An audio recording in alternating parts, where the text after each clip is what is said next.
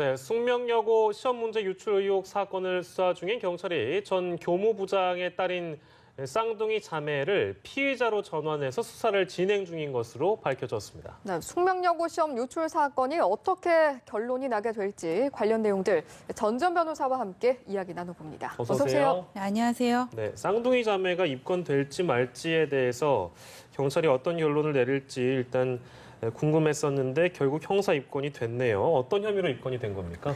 네, 이제 아버지하고 아마 쌍둥이 자매하고 같이 입건이 됐을 텐데 유출을 한 사람이 있으면 유출을 받은 사람이 있을 거 아니에요. 그렇습니다. 그래서 쌍둥이 자매까지 같이 입건된 것 같은데 일단 혐의는 업무 방해가 될 것이고요. 네. 입건 대상자는 이제 세 부녀가 되겠죠. 부녀가 다 되는 거고 이게 뭐냐면은 답안지를 미리 알고 시험에 응했다면은 학교의 그 공정한 시험 업무를 방해한 거잖아요. 예. 그래서 업무 방해행위가 되는 거예요. 그러니까 예. 우리가 처음에 이 사건을 대할 때 뭐라 그랬냐면은 50분 동안 아버지가 교무실에서 혼자 시험지 답안지를 봤다 그랬잖아요. 네. 예. 그럴 때 이게 보통 사람이면 분명히 거기서 다 답안지를 외울 수는 없어요. 네. 1번, 3번인지 3번, 1번인지 헷갈릴 수도 있고 그래서 이 사람이 분명히 만약에 이걸 유출을 했다면 사진을 찍어서 넘겼을 거다 그렇게 생각을 했었고 예. 이거는 압수된 휴대폰이나 노트북상에 복구가 삭제가 됐더라도 디지털 포렌식을 거쳐가지고는 분명히 드러날 수 있을 거다 그렇게 생각을 했는데 예. 지금 유출된 정황이 나왔다 이런 보도를 봐서는 그 부분이 나온 게 아닌가 싶습니다. 그러니까 그 물적 증거가 발견됐다라는 이야기가 있었는데 어느 정도길래 쌍둥이 자매까지 입건이 된 걸까요? 그래서 제 생각에는 이게 사진 촬영한 그 영상본하고 영상본하고 그다음에 이거를 전달한 내역이 다 드러난 게 아닌가 싶어요. 우리가 카톡이라든지 메일로 보면은 이게 다 남잖아요. 삭제가 된다고 하더라도 그 부분이 이게 드러난 게 아닌가 싶은데 이걸 만약에 아버지한테 받아가지고는 내가 확인을 했으면은 그걸 이제 알았다는 얘기가 되잖아요. 그다음에 또 이번에 치른 중간고사 성적하고도 비교를 해봐야 되겠지만은 이 쌍둥이가 또 공교롭게도 정정 전에 오답을 또 같이 적어낸 게 있단 말이에요. 그러면 그 이전의 정답을 외웠을 가능성이 크거든요. 그래서 이거를 알았는지 알고 나서 어떻게 했는지 또 이런 것들을 구체적인 정황 증거랑 같이 비교를 해봐야 될 게 아닌가 싶습니다. 그러니까 정리하자면 경찰은 이 구체적인 증거가 어떤 것인지 언론에 밝히진 않았습니다만 저희가 유추할 수 있는 건 결국에는 이 교무부장이 쌍둥이 자매에게 메신저든 뭘로든 간에 시험지를 찍은 사진이거나 뭐 그 대화한 내역들일 것이다 이렇게 볼 수 있겠네요. 네, 그걸 확인을 했으면은 이걸 알고 들어갔다는 그렇게 볼 여지가 큰 거죠. 거기다가 또 성적이 너무 이렇게 확 올랐고 오답 전에 그 정답도 정정 전에 오답도 똑같았으니까. 네네네. 그런 정황들을 이제 퍼즐처럼 맞춰 볼 텐데요. 근데 조사가 쉽지 않아 보입니다. 일단 이 자매 중에 한 명이 조사받으면서 호흡곤란 증세를 호소했다고요? 한 명은 이제 호흡곤란 증세를 하고 2차 조사를 할 때도 답답함을 호소를 하면서 귀가를 해가지고는 조사가 쉽지 않았다 그렇게 얘기를 하더라고요. 근데 이게 경찰 조사를 받다 보면은 내가 죄가 없더라도 긴장이 되고 답답함이나 이런 증세는 분명히 나올 수가 있어요. 근데 뭐 이때까지는 봐줄 수가 있는 거겠죠. 어쨌거나 이때까지는 입건이 되기 전이니까 참고인 신분이니까 참고인 조사하는 당사자의 동의를 이렇게 전제로 하는 거잖아요. 근데 이제 입건이 되고 나서도 계속 이렇게 하면서 수사를 방해한다면 그때는 뭐 경찰이 긴급 체포를 할 수도 있습니다. 네, 업무 방해죄로 지금 입건된 쌍둥이 자매에 대한 얘기를 해봤고요. 조사 진행 상황은 차근차근히 저희가 또 전달을 해드리도록 하겠습니다. 첫 번째 주제였고요. 다음 주제 영상 만나보겠습니다.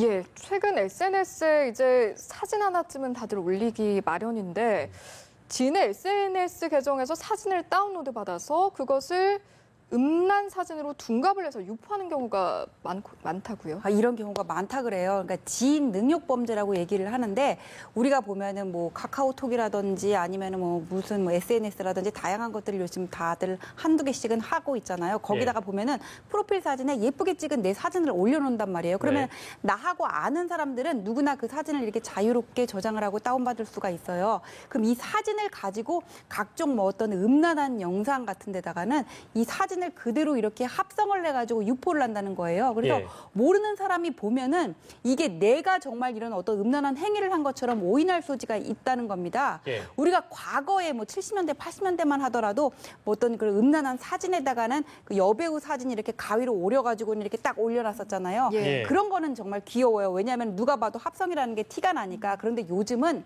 인공지능 기술을 활용해가지고는 정말 이 사람이 진짜 이런 행위를 한 것처럼 교묘하게 그렇게 편집을 하는 기술까지 등장을 했는데 예. 이거를 딥페이크 기술이라고 한다고 하거든요. 어. 근데 정말 이거는 전문가들이 보기에도 식별이 어렵다 그래요. 그리고 최근에 지난 3월에 어떤 일이 있었냐면 한 예. 대학교에서 남학생이 같은 반에 있는 여학생들 사진을 가지고 막 음란한 이런 나체 영상 같은 거를 찍어가지고는 예. 핸드폰에 저장을 하고 있었어요. 그런데 예, 예. 이 친구가 이거를 지하철에서 한번 잃어버렸답니다. 근데 그 휴대폰을 습득한 사람이 보니까는 이런 것들이 있으니까는 신고를 해가지고는 결국 이 남학생은 퇴학 처분을 받게 된 그런 적이 있었어요. 그래서 예.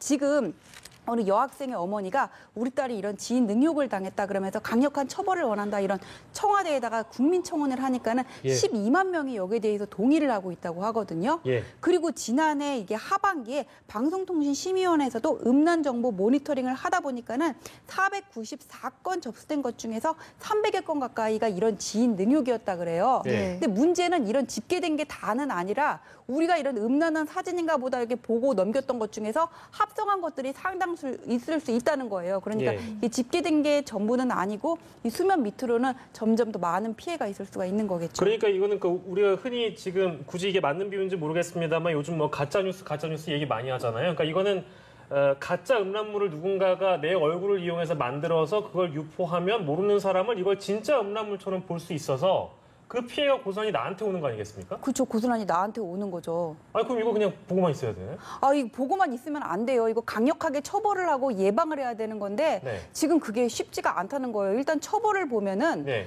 이렇게 우리가 왜 성폭력법상의 몰카 촬영죄 있죠. 예, 예. 그런 거는 타인의 신체를 찍은 거라서 네. 이렇게 합성한 경우에도 적용되는지 그게 좀 애매하단 말이에요. 이게 처벌의 사각지대예요. 예. 그래서 이런 경우에 어떻게 처벌을 하냐면은 일단 사진을 합성을 해가지고 음란물을 만들었잖아요. 네. 음란물 내가 소지하고 있으면 제조죄고 어디다가 유포해서 음란물 유포죄가 유포죄고. 되는데 네. 그게 최고 징역 1년이에요. 얼마 안 된단 말이에요. 예. 그다음에 이렇게 타인의 얼굴을 그런 음란한 사진에다 합성을 했으면은 그게 명예훼손죄가 될 수가 있는데요. 네. 이 명예훼손이라는 것도 이런 사진을 통해서 다른 사람의 명예를 훼손한 것인지 구체적인 사실을 적시한 것으로 볼 수 있는 건지 이것도 구속 요건을 판단하는 데 있어서 넘어야 할 몇 단계 단계가 있거든요. 예. 그래서 이런 것들의 처벌이 지금 제대로 안 되고 있어가지고는 예. 국회에서 사실 개정 법안을 발의한 적이 있어요. 네. 지금 현행법에 보면은 타인의 신체를 의사에 반해서 촬영한 자는 이렇게 돼 있는데 네. 음란물을 합성한 경우에도 강력하게 처벌을 하자 지금 이런 개정안이 발의가 돼 있는 상태인데 예. 아직까지 통과됐다는 얘기는 없습니다. 아, 뭐 개정안이 현재 또 마련 중이라고 하니까 좀 지켜봐야 되긴 하는데 이게 그러니까 결국에는 애매한 이 법문 때문에 처벌할 근거도 정확하게 우리가 적용할 그런 그 어떤 법안이 없다. 예, 그러니까 이걸 소지만 한 경우, 유포만 한 경우, 그렇군요. 뭐 그런 경우도 이렇게 그런 경우에 따라서 사안에 따라서 적용 예, 예. 법조가 달라지고 경찰 일선에서도 이거를 성폭력법에 준해서 봐야 되는 건지 예. 어느 법조를 적용해야 되는 건지 가이드라인이 지금 명확히 적용되지 않고 있다고 합니다. 그래서 이 부분을 좀 명확하게 할 필요가 있어요. 내 사진을 직접 찍은 거나 내 얼굴을 갖다가 이렇게 붙인 거나 그게 무슨 차이가 있죠? 내가 받는 상처는 똑같은데. 네네네. 그러니까요. 참 이게 심각한 범죄행위로 진화될 수 있어서 아무튼 좀 주시를 해야 될 것 같습니다. 딥페이크에 대한 내용이었고요. 마지막 주제 영상으로 넘어가도록 하겠습니다.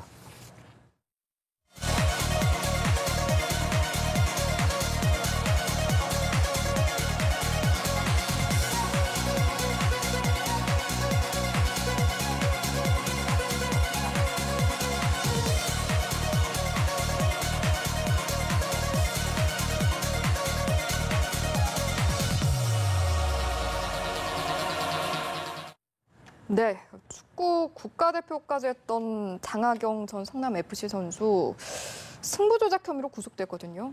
어떤 네. 사건인가요? 장하경 선수 하면 다들 아실 거예요. 연습생의 신화라 그러죠. 2004년에 이제 성남FC에 입단을 해가지고는 2005년부터 주전을 꿰찼고 예. 2006년에 이제 성남FC가 K리그에서 우승을 하고 2007년에 준우승을 했는데 이 우승과 준우승을 이끈 그 멤버로서 베스트 11에 선정이 되기도 했고 예. 그리고 K리그에서 활약을 하다가 A대표팀 매치까지 데뷔를 하기도 했었는데 예. 이 선수가 구속을 당했습니다. 어떤 일인가 보니까는 부산의 한 호텔에서 K리그 2부 리그에서 지금 뛰고 있는 이한샘 선수에게 예. 5천만 원을 건네면서 내일 있을 부산과의 경기에서 반칙을 해가지고는 전반 20분 내에 퇴장을 당해달라 이제 예. 이렇게 청탁을 했다는 거예요. 그런데 이한샘 선수가 바로 이거를 신고를 하는 바람에 이 사건이 수면 위로 드러나게 됐습니다. 아, 그럼 이한샘 선수가 그러면 굳이 서열 따지면 장하경 선수가 훨씬 선배이기 때문에 이 선배인 장하경 전 선수가 승부 조작을 해달라 이렇게 부탁을 했는데 그걸 거절하고 그걸 또 신고까지 한 거네요, 그러니까. 신고해야죠. 왜냐하면 국민체육진흥법에 보면은 이 운동선수가 경기와 관련하여 부정한 부장은 청탁을 받고 이렇게 금품을 받는 경우에는 7년 이하의 징역에 처하도록 돼 있거든요. 예. 이런 경우는 당연히 신고를 해야 되고 K리그 안에서도 그런 신고 센터를 운영하고 있는 것으로 알고 있습니다. 이한샘 선수는 그러니까 이 어떤 사건이 발생하기 전에 미연에 자신이 어떤 행동을 해야 되는지 모범 사례라고 볼 수 있겠는데 지금 사건 조사가 어디까지 진행이 됐습니까? 이 사건은? 이 사건 조사는 이게 청탁을 했다는 것과 그다음에 그 청탁을 하게 된 계기는 모 브로커가 장하경 선수한테 뭐 축구단을 만들 건데 거기에 대해서 감독을 그게 이제 설립이 되면은 예. 감독을 시켜주겠다 이렇게 제안을 했다는 거예요. 지금 여기까지만 알려져 있는데 제가 이제 문제가 되는 건 아직 제안을 했던 장하경 선수한테 제안을 했다는 그 브로커는 지금 신병이 확보가 되지 않았거든요. 그렇습니까? 예. 지금 해외로 출국을 했다 그러잖아요. 그래서 여죄가 있는지에 대해서 먼저 알아야 되겠고 그다음에 그 브로커가 있다면은 분명히 이런 사람들은 큰 영리를 취득할 목적으로 여러 군데 이렇게 손을 뻗칠 그런 우려가 있거든요. 가능성이 그러니까 뭐 장하경 있거든요. 선수뿐만 아니고 다른 선수들에게도 손을 뻗쳤을 가능성이 있어서 이한샘 선수처럼 바로 신고를 안 한 경우가 또 있을 수도 있어요. 예. 그래서 이 부분에까지 수사를 맞춰야 될 것 같고 그다음에 예. 장하경 선수에 대해서도